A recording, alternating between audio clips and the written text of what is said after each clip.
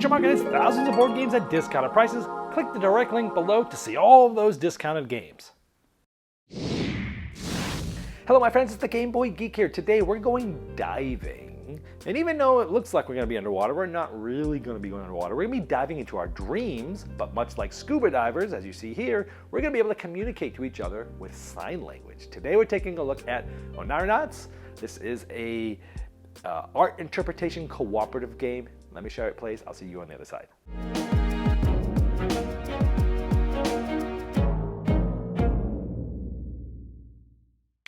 Oneironauts is a cooperative game. Here are these beautiful cards that resemble types of cards in games like Mysterium or Dixit.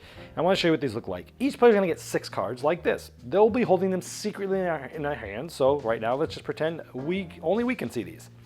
Then there is going to be a word card that comes out, like love, for example. So we would need to pick which card most resembles love.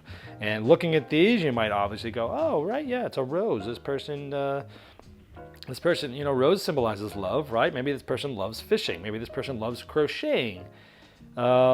That's probably my 3 best ones. This is actually a really good one. But either of these could be something that people love, but let's go ahead and select this one. Everyone else is going to do the same thing. Now, all the players are going to secretly select a card, and then one of them is going to be randomly added from the deck. So here we're playing with 5 players, but there's 6 cards. And you'll notice they all have a random number next to them. So let's take a closer look. So now this time people are quietly deciding which one do they think is the random one that was added. And so you're looking at this going, oh, people love cake. This guy maybe loves to run. Maybe these people love to ski. Maybe these two love to dance together. I don't know. This one loves his job after he just graduated. This one, maybe, because of the rose. This one, she's on the beach, just working. That must be amazing. They all kind of could have love in them, but which one of these was the random one? It's usually not very obvious, but you try to figure this out. So you would look at the symbol. Most of the time, it's just holding up the number of fingers. 6 is a little different. 7's a fist. 6 is that. The rest of them are just how many fingers you have up. And at the count of 3, everyone is gonna hold up the one that they think is the one that was added. Then we go through each card one at a time and say, hey, did anyone play this? Yes, someone did. Did anyone play this? Yes, someone did. Did anyone play this? Yes, someone did. Did anyone play this? No, no one did. So at this point, we're going to see how many people said 4. Now in this case, it was 2 people said 4. So 2 people, we're going to get 2 points. And we're going to now put the word card, which was love. We're going to put it here like this. This is so the elixir. And so if this ever fills up, we lose if we haven't yet gotten to 15, but if we get to 15 before this, then we win.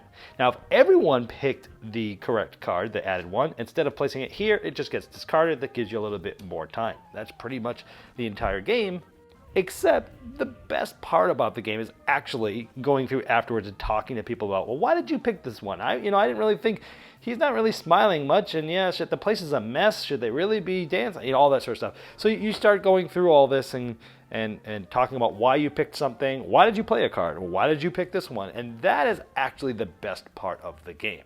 That's pretty much Oneironauts. Okay, first thing I love, obviously, absolutely gorgeous artwork here. It's some of the best I've seen in games, period. It reminds me of stuff in Mysterium and stuff in Dixit and things like that. This essentially is cooperative Dixit. And first I want to stop and mention thank you to Rado and Jen, Rado's wife, for introducing this to me. I have a ginormous review queue, even though I don't take unsolicited copies. Just over time, things get in that don't get played. This got sent to me over a year ago, maybe a year and a half ago. And it was on the shelf with maybe 100 other games that just have not been played yet. And so it was just sitting there. It was still in shrink, which is weird because usually I unshrink games when they come in first and I prep them and I read the rules and I usually get played very fast. This one, I think because it was a tin, I was afraid of unshrinking it until I was going to get it to the table because the way the tins can pop off, you can lose things. Anyway, Rado had told me how much he loved this game. They taught it to somebody. They were at the studio here not so long ago, and they taught it to a friend that lived locally and how much they loved it. And he had asked me if I would bring it to Dice Tower West and play it with them. And so, yeah, I brought my copy in shrink, and he taught it to us, and we played it there. And so thank you, Rado and Jen, for pointing out this awesome game to me, because, spoiler, I love it.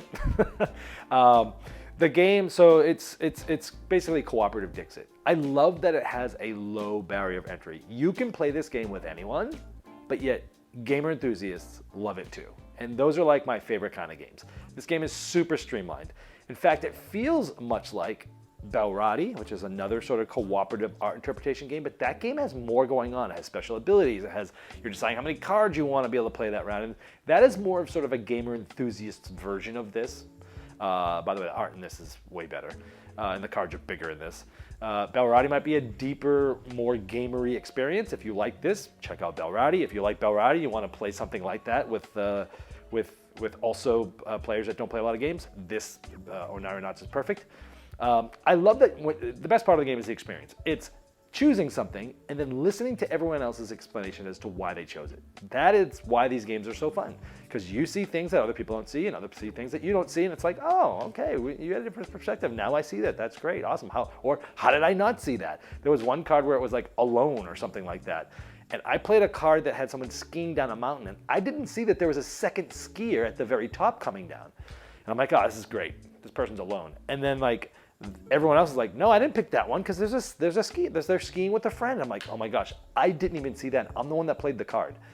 Cool things like that, like duh, fun moments. I like that the game scales organically because you need to get the same amount of points every time. There's only a certain amount of cards played, one more than the number of players, and that's random. So when you play with more players, more people can guess it, but it's also harder because there's more cards. Less players, like a 2-player game, there's 3 cards. But that means that the same number of rounds, basically, so you're going to have a lot more perfect things, right? To get to the end and win. So it scales organically, which is good. Okay, so here is the only negative I have about this game. Unfortunately, it's a huge one, and it's that it's pretty much impossible to find this game. It only came out in 2022. It's from iGames. It came out from a Ukrainian publisher. And the reason why it's hard to find, I emailed the publisher right after I played this at Dice Tower West and asked if they have a distribution partner anywhere else in the world or specifically North America. He said no, because this game came out right in the middle of when Russia was invading Ukraine. And so obviously their lives have been turned upside down and they have not had the time to be able to go out there.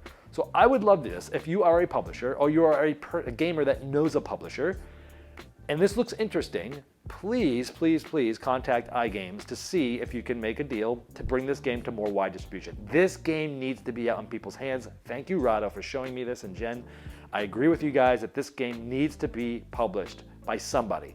So if you're a publisher or you know anyone that's a publisher, try to get this game distributed in your area of the world, because this is the type of game that needs to be out there. This game should be in basically every mass market big box store.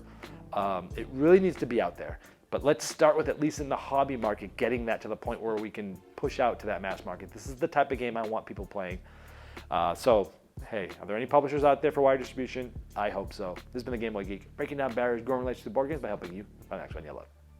Game Toppers upgrades every game you play, and if you missed their 4.0 Kickstarter, you can still late pledge and take advantage of over 40 unlocked stretch goals and early fulfillment. This campaign featured a new Young Sherlock table, perfect for children's gaming, and movable coffee table, 10 new thematic mats by top artists like Vincent Dutray, a new designer art series Minecraft topper with thematic art from Brent Woodside, and some of the best package deals they've had, including game mat bundles.